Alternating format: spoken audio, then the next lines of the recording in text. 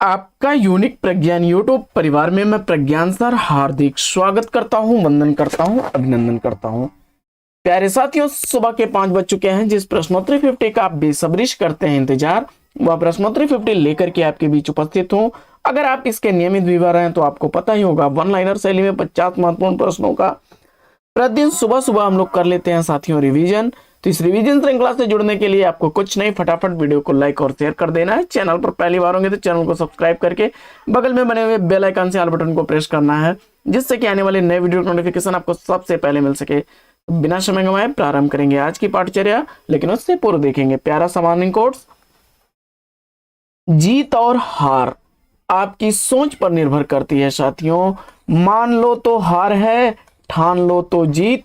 कहा भी गया है, यदि आप सोचते हैं कि आप इस किसी काम को नहीं कर सकते तो आप नहीं कर पाएंगे, और आप सोचते हैं कि उसे आप कर सकते हैं तो आप निश्चित उसे कर लेंगे। दोनों ही दशाओं में आप सही हैं, दोनों ही दिशाओं में आप सही हैं।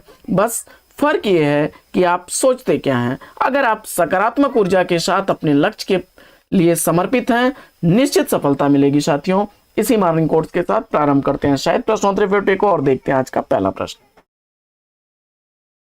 कालिदास कृत ऋतु संहार में सर्गों की संख्या कितनी है, इसका आपको जवाब बताना है। और इस प्रश्न का जवाब आपने चयनित कर लिया है 6 सर्ग। तो बिल्कुल सही जवाब। 144 श्लोक हैं साथियों इसमें, और 6 सर्ग हैं। बढ़ते हैं अगले प्रश्न की तरफ, और प्रश्न संख्या 2 है कि हिंदी काव्यधारा ग्रंथ के लेखक कौन है। हिंदी काव्यधारा ग्रंथ राहुल सांकृत्यायन जी द्वारा लिखा गया है। परख, सुनीता, त्यागपत्र उपन्यासों का प्रकाशन वर्ष आपको बताना है। जैनेन द्वारा लिखे गए ये सभी उपन्यास क्रमशः परख 1929 ईस्वी का, परख 1929 ईस्वी का, सुनीता 1934 ईस्वी का, जबकि त्यागपत्र 1937 ईस्वी का प्रकाशित उपन्यास है। अगला प्रश्न है कि कालिदास, अंबिका, मातुल, मोहन राकेश के किस नाटक के पात्र हैं। कालिदास, अंबिका, मातुल, मोहन राकेश द्वारा लिखे गए आषाढ़ का एक दिन नाटक के पात्र हैं। अगला प्रश्न, कोर्ट मार्शल नाटक के नाटककार कौन है। कोर्ट मार्शल नाटक स्वदेश दीपक द्वारा लिखा गया नाटक है। 1991 ईस्वी इस नाटक का प्रकाशन वर्ष है। अगला प्रश्न है कि कविता का गांधी किस कवि का उपनाम है। कविता का गांधी भवानी प्रसाद मिश्र का उपनाम है। द्रौपदी नाटक का प्रकाशन वर्ष क्या है। द्रौपदी नाटक सुरेंद्र वर्मा द्वारा लिखा गया नाटक है। 1972 ईस्वी इस नाटक का प्रकाशन वर्ष है। अगला प्रश्न है कि मालती माधवम महावीर चरितम किसकी रचनाएं हैं। जवाब हो जाएगा भवभूति की। अगला प्रश्न है कि रसज्ञ रंजन किस सुप्रसिद्ध निबंधकार का निबंध है। जवाब में आचार्य महावीर प्रसाद द्विवेदी को आपने चुना, तो बिल्कुल सही जवाब। अगला प्रश्न है कि लाजपत महिमा जीवनी के लेखक कौन है। लाला लाजपत राय की यह जीवनी लाजपत महिमा नाम से महादेव भट्ट ने लिखा है। आस्था के चरण निबंध के निबंधकार कौन है। काफी चर्चित निबंध है, डॉक्टर नगेन द्वारा बताया आपने, बिल्कुल सही जवाब। प्रश्न संख्या 12, दुलाई वाली कहानी का प्रकाशन वर्ष क्या है। दुलाई वाली कहानी बंग महिला राजेंद्र बाला घोष द्वारा लिखी गई है। बंग महिला राजेंद्र बाला घोष द्वारा लिखी गई कहानी है। 1907 ईस्वी इस कहानी का प्रकाशन वर्ष है। नैन विरह अंजन जिन सारा, विरह रूप दर्पण संसारा, इन पंक्तियों के लेखक कौन है। जवाब में आपने मंझन को चुना, तो बिल्कुल सही जवाब। अगला प्रश्न है कि हरिवंश राय बच्चन की आत्मकथाओं का प्रकाशन वर्ष आपको बताना है। काफी इंपॉर्टेंट प्रश्न है साथियों, कई बार रिपीट हुआ है परीक्षाओं में, इसलिए हमने सोचा कि सभी जो है आत्मकथाओं को एक साथ देख लेते हैं। क्या भूलूं क्या याद करूं 1969 ईस्वी की, नीड़ का निर्माण फिर 1970 ईस्वी की, बसेरे से दूर 1978 ईस्वी में प्रकाशित हुई, जबकि 10 द्वार से सोपान तक 1985 ईस्वी में प्रकाशित आत्मकथा है हरिवंश राय बच्चन की। अगला प्रश्न है कि मानव प्रकृति का ज्ञान तुलसी से अधिक उस युग में किसी को नहीं था। यह कथन किस विद्वान का है? तुलसीदास के संदर्भ में यह कथन किसका है?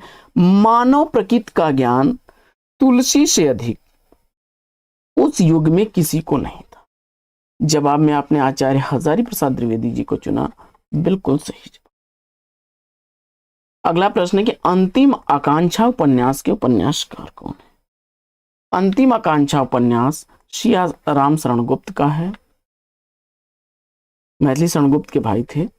छाया कहानी संग्रह के लेखक कौन है?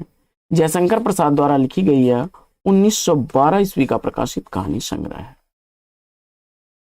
नंदू, नूरा, लोई भीष्म साहनी के किस नाटक के प्रमुख पात्र हैं?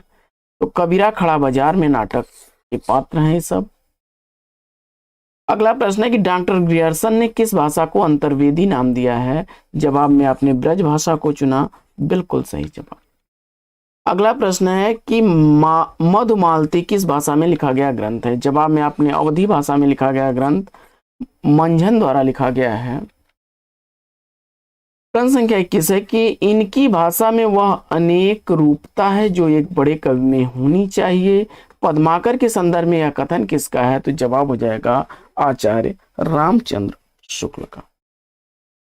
अगला प्रश्न है कि रेखाएं बोल उठी रेखाचित्र के लेखक कौन है? रेखाएं बोल उठी रेखाचित्र देवेंद्र सत्यार्थी द्वारा लिखा गया है। अगला प्रश्न है कि दूसरा दरवाजा किस विधा की रचना है? दूसरा दरवाजा लक्ष्मी नारायण लाल द्वारा लिखा गया 1972 ईस्वी का नाटक है। अगला प्रश्न है कि हिंदी नाटकों का जन्मदाता किसे माना जाता है? हिंदी नाटकों का जन्मदाता भारतेंदु हरिश्चंद्र को माना जाता है।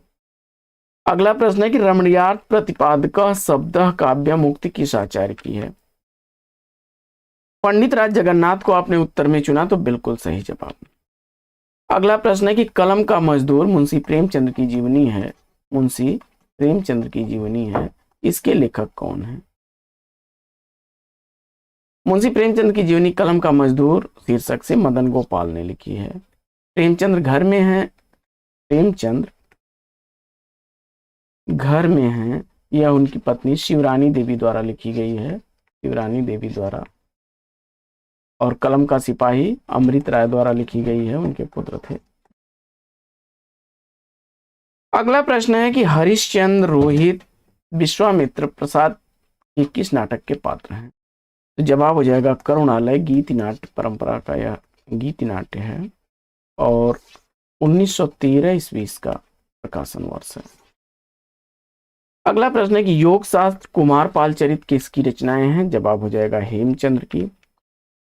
गोदान के पात्र राय साहब जिनका नाम अमरपाल सिंह है, कभी कभी पूछ लेता है कि गोदान का पात्र राय साहब का मूल नाम क्या है, तो अमरपाल सिंह किस गांव के निवासी हैं? तो जवाब में आपने सेमरी गांव, देखिए बेलारी गांव का होरी रहता है और सेमरी गांव के निवासी हैं अमरपाल सिंह।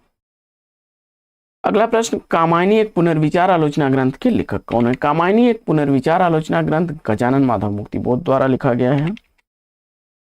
अगला प्रश्न है कि नौ रस सब संसार में नौ रस में संसार किसका कथन है? जवाब में आपने आचार्य देव को चुना, तो बिल्कुल सही जवाब। और पड़ोस की खुशबू यात्रा साहित्य के लेखक कौन है? पड़ोस की खुशबू यात्रा वृत्तांत रामदरस मिश्र द्वारा लिखा गया है। अगला प्रश्न है कि मृगनयनी उपन्यास के लेखक कौन है? मृगनयनी उपन्यास लिखा गया है वृंदावन लाल वर्मा द्वारा 1950 ईस्वी का प्रकाशन वर्ष है। अगला प्रश्न है कि हरिवंश राय बच्चन को उनकी किस कृति के लिए सरस्वती सम्मान से सम्मानित किया गया? जवाब में आपने 10 द्वार से सोपान तक को चुना, तो बिल्कुल सही जवाब 1991 ईस्वी का प्रकाशन वर्ष है। अगला प्रश्न, 8वां सर्ग नाटक सुरेंद्र वर्मा द्वारा जो लिखा गया है यह कालिदास के किस महाकाव्य पर आधारित है? 8वां सर्ग नाटक कालिदास के किस महाकाव्य पर आधारित है? जवाब में आपने सेलेक्ट कर लिया कुमार संभवम, तो बिल्कुल सही जवाब। अगला प्रश्न है कि दीप्तम रसत्वम कांति यह उक्ति किसकी है? जवाब हो जाएगा आचार्य वामन की। अल्प विराम उपन्यास की लेखिका कौन है? अल्प विराम उपन्यास 2019 ईस्वी का लिखा गया उषा प्रियंवदा का उपन्यास है। अगला प्रश्न है कि 5 आंगनों वाला घर उपन्यास के रचनाकार कौन है? 5 आंगनों वाला घर उपन्यास लिखा गया है गोविंद मिश्र द्वारा और इसी उपन्यास के लिए 1998 ईस्वी में व्यास सम्मान से भी सम्मानित किया गया उन्हें। अगला प्रश्न है कि जाने कितने रंग पलाश के उपन्यास की लेखिका कौन है? और जवाब में आपने मृदुला वाजपेयी को चुना, तो बिल्कुल सही जवाब। अगला प्रश्न है कि हम बिस्पाई जन्म के काव्यकृति के रचयिता कौन है?